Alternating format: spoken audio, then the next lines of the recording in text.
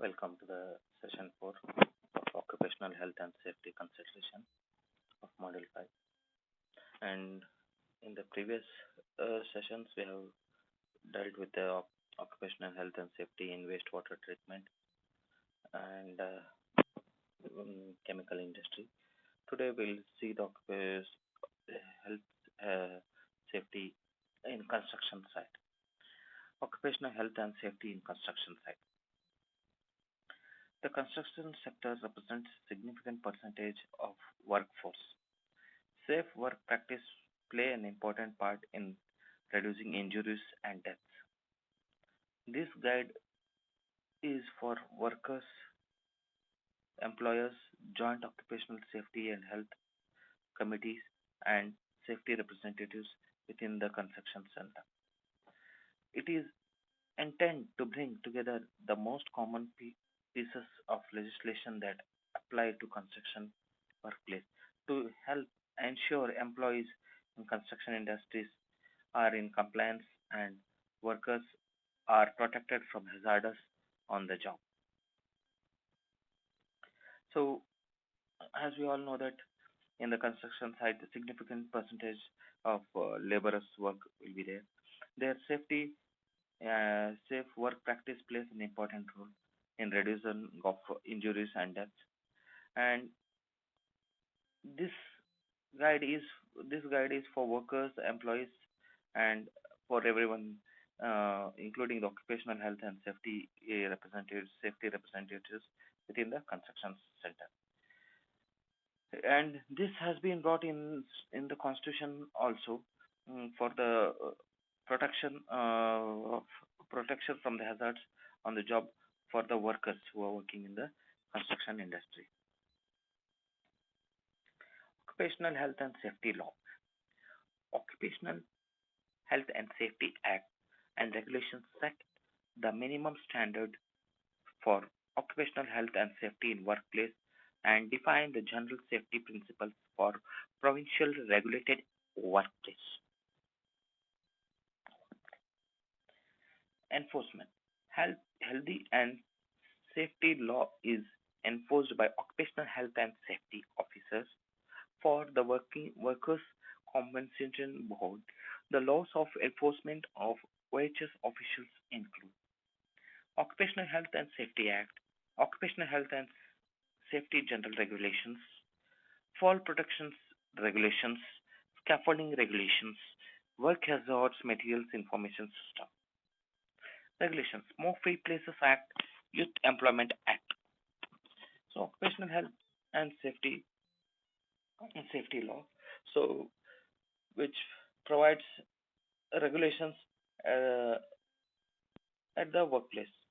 So the enforcement is the this is embedded in the law. The law enforces the occupational health officers include the Occupational Health and Safety Acts, Occupational Health and General regulations, fall protection, scaffolding regulations.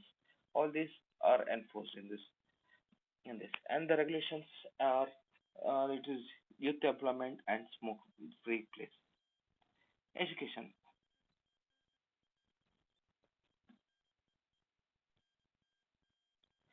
The Occupational Health and Safety divisions also has education staff that can help employers and workers understand their responsibilities under the law and how it applies to the workplace. So, and education service includes telephone inquiries, access to the video library, on-site presentations, publications, poster, hazard alerts, and other educational materials. Yes. In which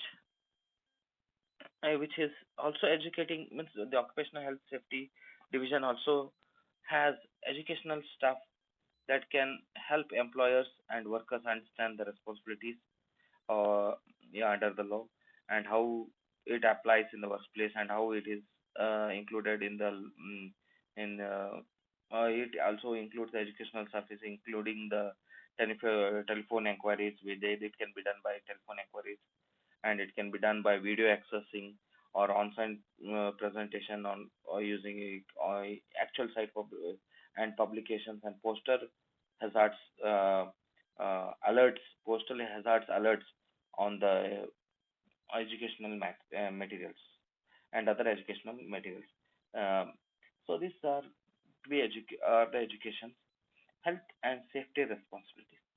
The basics of Occupational Health uh, and Safety Act is the internal responsibility system.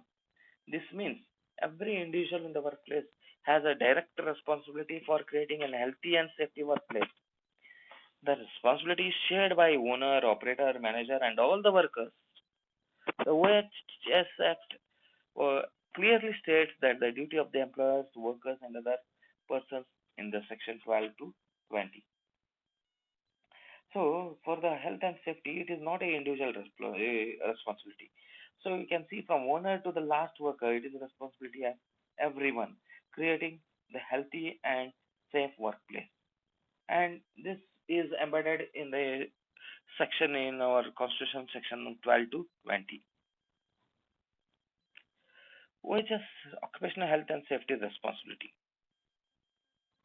Under the OHS Acts, employees must take all the reasonable precautions to make sure workers are kept safe at the workplace.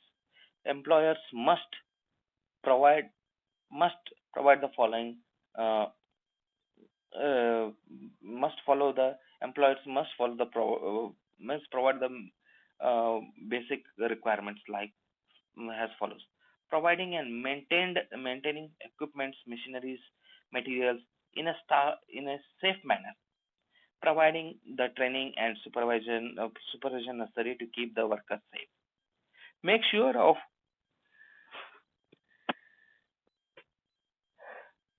Make sure of workers, particularly supervisors, are familiar with workplace hazards and procedures to minimize risk. Operate the businesses in a way that does not expose workers to health or safety hazards. Cooperate with the judge or with the committee or the health committee and safety representative if any. A construction, a, con, a contract, a construction, a constructor is a person who who contracts work to be done on a project for an owner or who undertakes a work on a project as an owner. A contractor must ensure that every reasonable precaution is taken to protect the occupational health and safety of everyone in the project. The construction must have the following conditions, that is the coordinate the activities of the contractors and subcontractors at the project. Okay, so it is responsible and precaution measures. See, under the Occupational Health Act, employers employers must take the responsibility and precautions to keep their workers safe, and they must provide maintained equipment. Train, they must provide training, and they must do necessary supervisions and make sure their supervisor is familiar with the workplace hazards and the procedures to minimize the risk, and operate the business in a such a way that does not expose the workers to the hazards, health workers to health or safety hazards. And he has to undertake the constructor or the person has to he is like he is as good as the owner of the project, and he should be reasonable for every precaution, and he is reasonably because and he has to ensure the reasonable precaution for the workers during the say and of or everyone in the project, mm, safety of the every individual of the working in the project, and the coordinating the activities of the contractor and subcontractor at the project. A contractor is a person or a company that performs work on a contract basis. A contractor is often referred as a subcontractor. A contractor must also ensure that every reasonable precaution is taken to protect the occupational health and safety of person at or near the workplace. The contractor must follow the following: coordinate the activities of the contractors and subcontractors at the workplace where the work is being performed. Ensure all the necessary health and safety information, such as hazard information, control procedure for workplace in communicated workplace is communicated between all parties at the site as well as the committee of or health and safety representatives. Ensure all workers, self-employed person and employers at the workplace are in compliance with the OHS Act and regulations. That is, a contracting person is offered as a referred as a subcontractor, whatever. There should be proper coordination between the contractor and the subcontractor in the workplace, and they should ensure all the health and safety information such as the hazards information and the control procedures, and all everybody employees should be well aware of the OHS Act and the regulations.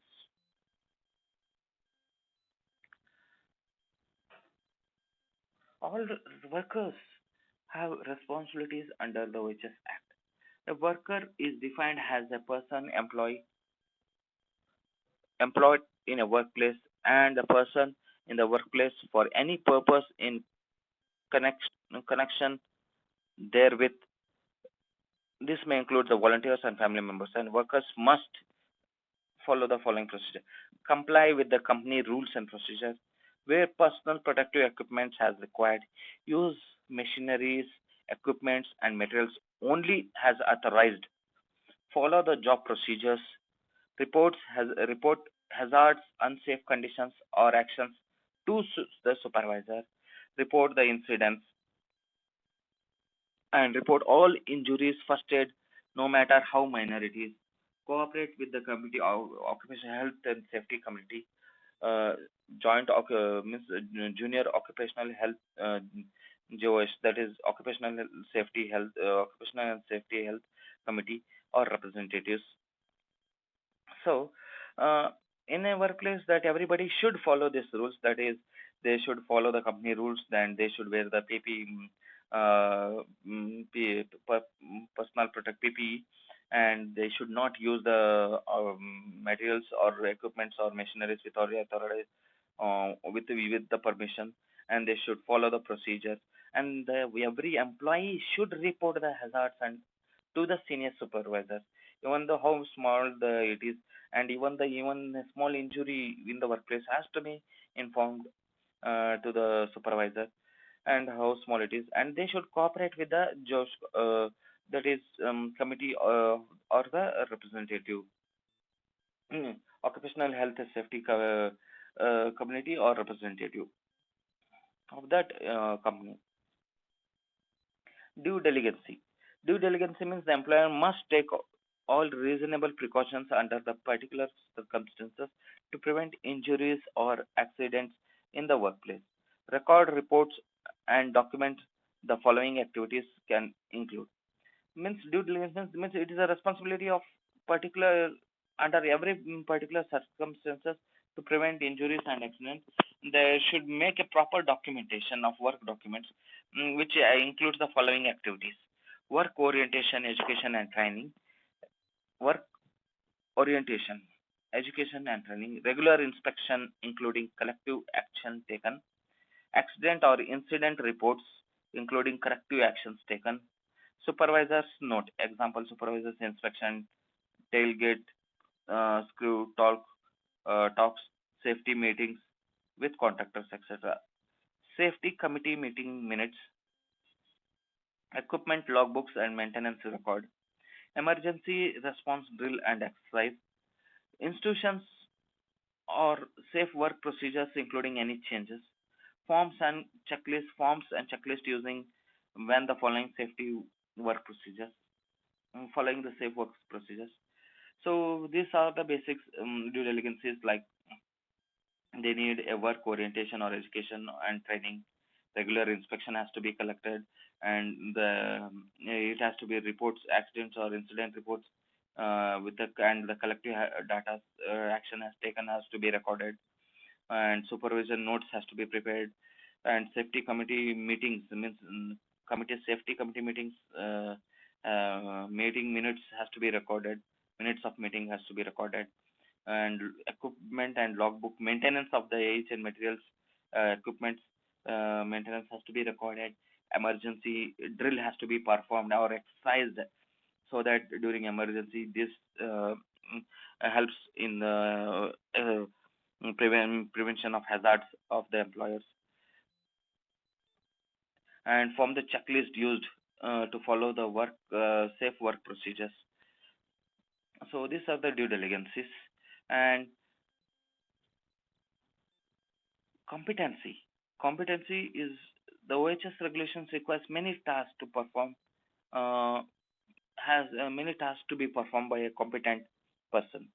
A competent person is defined as 1.4 F of OHS regulation has the person who uh, is first one is qualified because of the person's knowledge, training, and experience to the assigned work in the manner as well as ensure the health and safety persons in the workplace. Second one is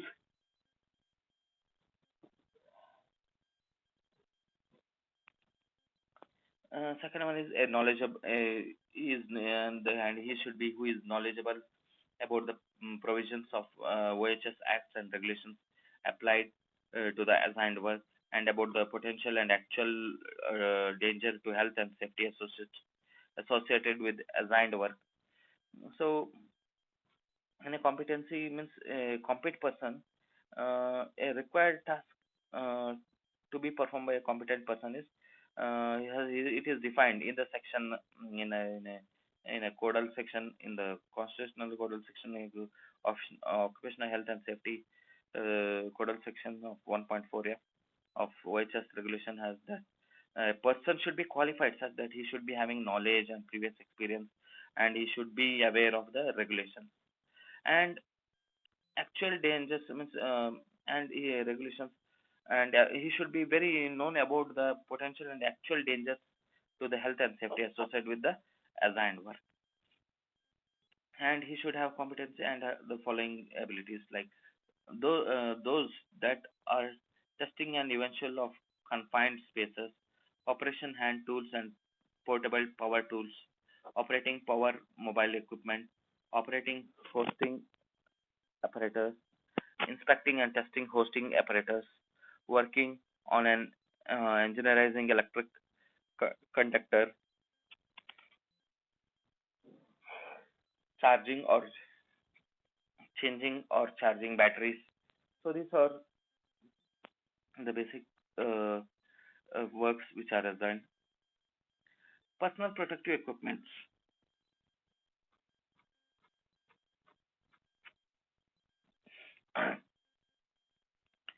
Personal apparel. The employee will ensure that personal wearing apparel of a worker shall be of a type and a condition that will not expose the worker to any unnecessary and avoidable hazards. Potential hazards to exposed skin of the employee working outdoor on the construction project, including abrasions, cuts, exposure to the chemical irritation, hot, therry, and excessive exposure to sun and other sources of ultraviolet radiation. In some circumstances, adequate body covering for work outdoor includes a loose fitting long sleeves, light colored shirts, and long pants. This requirement would be only this only apply to work being carried out on construction sites, but not on all type of work as well, where the only potential hazard to the employee is overexposure to the sun. Short sleeves or sleeveless shirts and short pants may be allowed. So these are the first one is the in a personal protective document is personal appearance. Personal appearance. That is, it is it's his regarding this is exposure to the nature or sun or the hot heat temperatures and related and the instruments like exposure to the aberration cuts uh, the project so and then chemical irritations in using of any chemicals in the chemical in the construction work. So these are the personal uh, apparel apparel. So head apparel. Workers must wear Type 1 CSA approved hard hats when overhead falling or side impacts hazard exists or when the risk of electric shock is present. So he must wear this uh, uh, hard head, hard hats um, for this safety whenever he's working from slide or from electrical hazards. So inspect hard hats routine for dents, cracks, and deterioration. And inspect the hard hats. Yeah, and there should be a regular inspection of hard hats routinely for dents, cracks, and deterioration. If the hard hat has taken a heavy blow or electric shock, it must be replaced even when there is no visible damage. So whenever there is, if the hard hat has uh, experienced one electric shock or heavy electric shock or a heavy blow or electric shock, it has to be exchanged or it has to be dismantled and it has to be disposed and a new one should be used. Maintaining a hard hat in a good condition. No, mm, do not drill or clean with the strong detergents or solvent paints or store them in extreme temperature. So hard hats mm, has should not be exposed to the extreme temperatures and it should not be painted or uh, solvents to be used on it and it should not be drilled and it should not be cleaned with the strong detergents. And this hard hats replacement every 5 years, once in every 5 years, headgear has to be replaced. Headgear suspension annually is recommended for safety practices. So yeah, this is about the head protection using of hard hats. Okay, in the construction site, in the civil construction site, eye and face protection. Workers must wear the CSA approval safety glasses, gloves, or face shields for welding, cutting, nailing, or when working with the concrete and or harmful chemicals. Eye and face protections are designed for certain hazards, so to be sure to select the type to match that. Replace poorly fitted or damaged safety glasses. Yeah. So this is about the eye protection and face protection. So usually for eye protection we wear the glasses, safety glasses, and for the face protection we include the shields. So these are the means we can see the figure, and this for the eye protection with the which are the different types of glasses we use.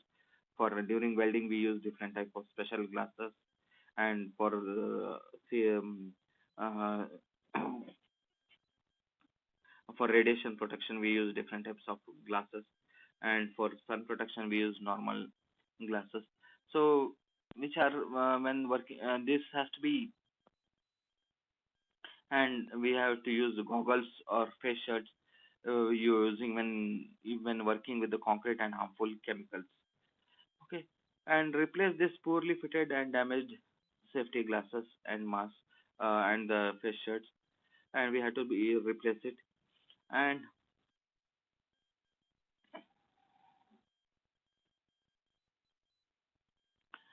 some other protections are hand protection.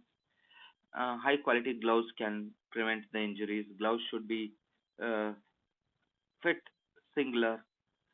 Gloves should fit singular. Workers should not always wear the right gloves for the job. For example, heavy duty rubber for concrete work, uh, welding gloves for welding. For example, means the hand protection means they can you can use the gloves and gloves should fit it for individual and they should wear the right type of gloves. Means that for welding you should use the different type of gloves. For concreting and heavy duty works, and you can use the rubber gloves. So this you should use right type of gloves for right type of work. So for the hand protection, foot protection, construction workers must wear the footwear on the construction side, and this type of protection provided by the footwear must match the hazard.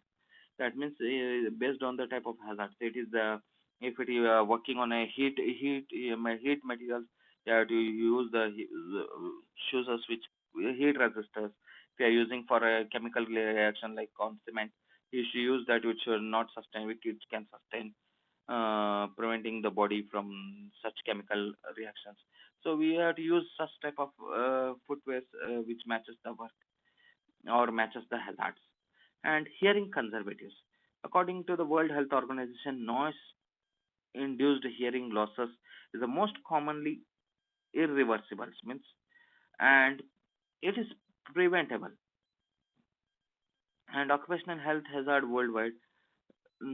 Additionally, noise creates other safe concern. It interferes with the communication, can mask the sound of alarms, example backup alarms, smoke alarms, and can increase the fatigue and decrease the metal alteration, especially during the prolonged exposure. So hearing conservation. So has according to the WHO, hearing is the most commonly irreversible occupational hazards worldwide. Throughout the world, this is one of the biggest hazards, and this creates not only its hearing problem but additional problems also. Due to noise, you can't hear the fire alarms and other alarms. So, and it this hearing conservation can increase the fatigue of this material means it can increase the fatigue and decrease material alteration, especially during the long prolonged exposure. And foundations. In the construction site, the foundation of the any of the buildings or other works, the foundation walls are constructed. Takes a special precaution to prevent the injury from caves in between the caves walls and foundation wall. So the depth of the foundation or basement trench cannot exceed 4 feet depth unless you have a required trench slope 1 feet horizontal to 1 feet vertical in place. So make sure no work activities vibrates the soil while working in the trench. Plan of foundation trench work to minimize the number of workers in trench and length of the times they spend there. Inspect the trench regularly for changes in stability of the earth, water, cracks, and vibration spoil spice, uh, pile. Uh, Stop work if any potential of the cave in develops a fix, and fix the problem before work starts again. So during the foundations, we have to take the following precautions. That is, trench should not be greater than the 4 feet. If it is greater than, you have to provide the slope horizontal 1 feet to 1 feet in for working. And we should see that the worker working vibrations, the soil are in the trench. That is, no vibrations are created when the person is in the trench. And we have to minimize the number of workers in the trench, and the time they spend in the trench. We have to reduce it for the safety, based on the safety, and we have to inspect the trench regularly so that if there are any cracks due to and water entrance and vibrations and spots of and spoiled piles. And we have to stop working in a potential for a caves in developed in fixed, and especially in the caves, uh, when the caves, uh, and first we have to fix the problem. If there is any problems in the trenches or this one, first we have to fix the problem, and then we have to start working again. We should not take any of the risk. And this hazards, these are the hazards, for the hazards, to avoid the hazards in foundations. during the in the construction of foundations, vehicles and mobile equipment. Ensure workers are trained to stay clean and backing and turning vehicles and equipments with rotating cabs. So workers are trained to stay clear of backing. It should be clear. They should stay clear of backing and while turning the vehicles and while rotating the rotating cabs. And you should be sure that all off-road equipment used inside is equipped with rollover protective structure. Means there should be any rollover protective structure is there. You should see the safety and maintain backup alarm for equipments whenever the vehicles are moving back or backing. Backup alarms has to be provided, and be sure that all vehicles have fully operational braking system and brake lights, and they should be see that it should be and they should have a braking proper braking system and braking lights, and use of seat belts when transporting workers in motors and construction vehicles, and maintain a safe distance from overhead power lines when operating the equipment, especially as you can see in the figures. These are the safe distance means hazards due to the electrical equipment in the construction site. So the following figures states us very clearly what are the electrical hazards in the construction site due to the vehicles and mobile equipment which are used in the construction sites.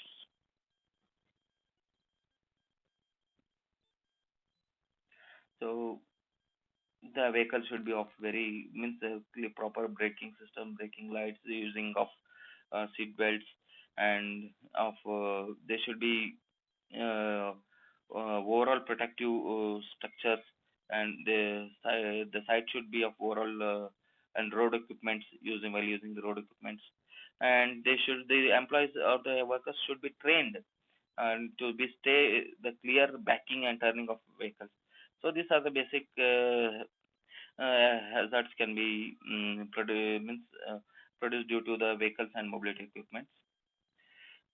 Electrical hazards prohibit work on new and existing energized hot electrical circuit unit. All the power is shut off and positive lockout tag out system is in place. That means work prohibit the work in the new existing hotline, and is until all the power is shut off and there is a lockout and the tag out system is in place and positive lockout to tag system is in place. Don't use mm, uh, don't use fried or worn electrical cords or cables for the electrical works. Means one or two electricals or cables should not be used, so that they create the hazards to the electricians in the construction site. Use of three wire types extension cords only for hard service, so that there will be a in means three wire type means three pins means which you have two faces and the earthing or three this one, so that a proper earthing is there. Maintain all electrical tools and equipments in safe conditions, and it has to be checked regularly if for any defects. So this is a general servicing. Remove broken or damaged tools and equipments from the job site. So if there are any electrical broken, this has to be removed out so that it is not reused by others unknowingly or knowingly. Protect all temporary power with the ground fault circuit. Interrupting, that means proper grounding is there. Has to be used. Here, a circuit has to use the grounding. This one proper grounding. Uh, so plug into a GFCI protection temporary power pole and GFCI projected generator, or use a GFCI extension cord to protect against shocks. So this has to be used, and no bypassing and any protective system or device designed to protect the employer from the contact while electrical current. So you should not bypass the protective system or devices designed to protect the employees from the contact with the electrical current. So these are the measures for the electrical hazards. And workplace hazards materials information system. So which is WHMIS, is a national hazard classification system designed to ensure the safety of the employers and employee while at the workplace. In particularly, the system is designed to keep workers and employees informed of danger and hazards associated with the chemical and the substances that may come into contact while in or job. An employer that uses or stores hazardous products at the construction site must ensure workers who are working with hazardous products are trained with WHMIS. Ensure most currently versions of safety data sheets are on the site. Ensure workers wearing the proper personal protective equipment as required by SDS. Ensure all hazardous products are properly labeled and sorted. Ensure all hazardous products which have been descended into a makeshift container are properly labeled. So these are the work hazard materials information system. Means that means which are working in any chemical substances or in the site, that they have to be means they have to be properly trained, and they have to follow the data safety data sheets, and they have to be of PPE. They should wear the PPE and ensure all the hazard products are properly labeled and stored, and any and ensures any hazardous products which have been dissipated into a makeshift container and properly labeled, and this everything has to be properly labeled. So these are the basic hazards in the construction site, and this is the end of the session 4 in the module 5. Thank you.